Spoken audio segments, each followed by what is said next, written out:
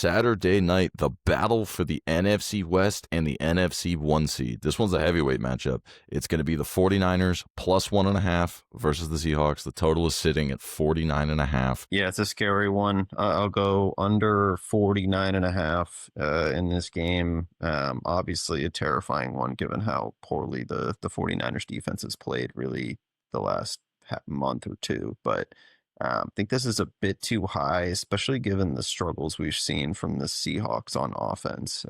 Without Horton, with a banged up Shaheed, you've seen teams really just focus on taking away JSN at all costs, and because they've struggled on the ground, it's been kind of hard for them to continue to like have success on the offensive side of the ball. You flip on the defensive side of the ball for the Seahawks, I do think that you maybe see a little bit more resistance than the Niners have been getting from the Bears and the Colts the last 2 weeks. I like the Seahawks minus the 1.5 or whatever line it ends at.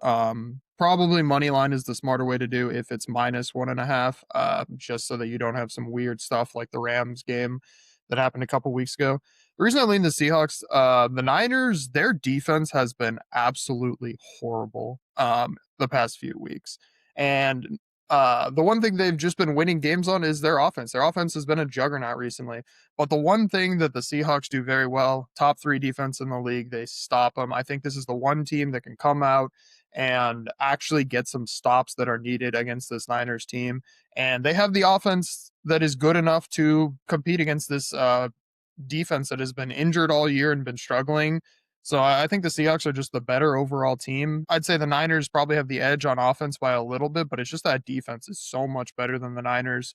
So I would lean them in this game. I also lean Seahawks here. I think look for a cheap money line if you can. Laying 1.5 should only be the last resort. I think if you look at the 4 main units, taking out special teams, just looking at the offenses and defenses, I think you by far have the best unit in this game with the Seahawks defense.